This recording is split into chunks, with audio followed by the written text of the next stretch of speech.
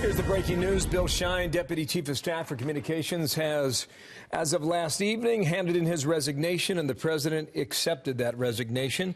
Shine will leave the White House, but he will serve as senior advisor for the re-election campaign of 2020. He took the job, Sandra, in June of 2018, so about 9 or 10 months on that job in the West Wing. The president responding with a statement saying that he's done an outstanding job. But he looks forward to working with him on the 2020 campaign. Mick Mulvaney also putting out a statement saying he looks forward to all his future contributions. Among other things, Sarah Sanders calling this a big loss for the White House, but a huge gain for the president's re-election campaign. He did not make the trip to Hanoi, Vietnam. It was there was some chatter as to whether or not that meant anything, but I was given assurance that he stayed home because of a couple things.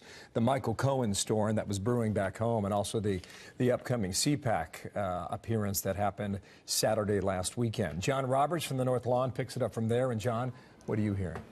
Really came as a surprise, Bill, this morning because Bill Shine was out there at the departure, making sure that everything went smoothly. And then the next thing we know, his resignation has been announced. He tendered it to the president last night.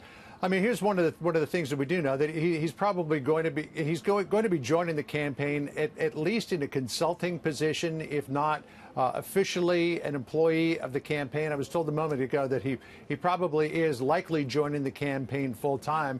But one of the things that Bill has wrestled with for a long time has been that he's been here in Washington alone. I know he's been having a hard time because he and I have talked about it from time to time.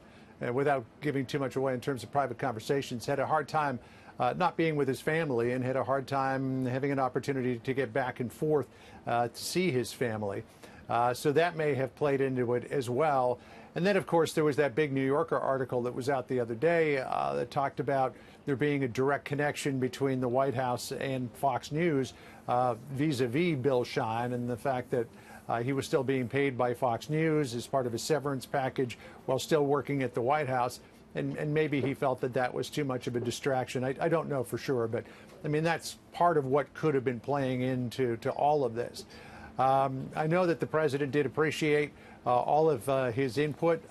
Bill was very close to the president, was in most, if not all, the big meetings.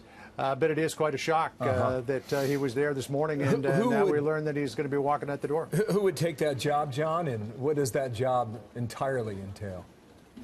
We don't know who will take the job. Megan Burris, who was Mick Mulvaney's spokesperson over at OMB, was recently brought over from OMB literally across the driveway to the West Wing, but she's going to serve as the director of the Office of Media Affairs, replacing Helen Ferre, who left a little while ago. So that the job of communications director is open again. And what the communications director does is coordinates message between the White House and all of the departments so that everybody's on the same page.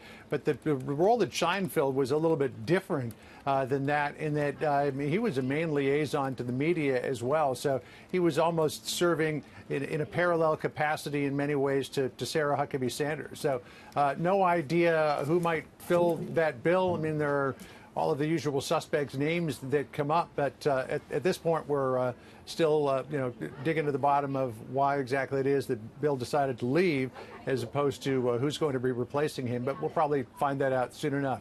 Who knows? Maybe the mooch will come back. We'll see.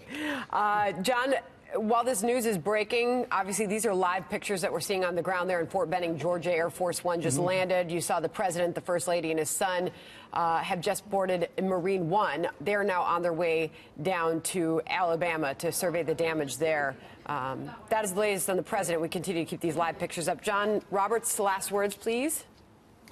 Well, the president will be down there to survey the damage, and of course, what happened there in Alabama is something that's very much on his mind, particularly given the politics of the state of Alabama. But that doesn't even really matter in a case like this. But we did see some other interesting things that the president had to say this morning about the Paul Manafort case. The president tweeted on the way down there, by the way, that Michael Cohen asked him directly for a pardon, which bumps this up to a whole new level. The president alluded on the way out the door that he had something more to say about it, and it looks like that might be it. So that'll be some piece of string that we'll be pulling on all day today as well. Thank you, John. Good work there. John Roberts.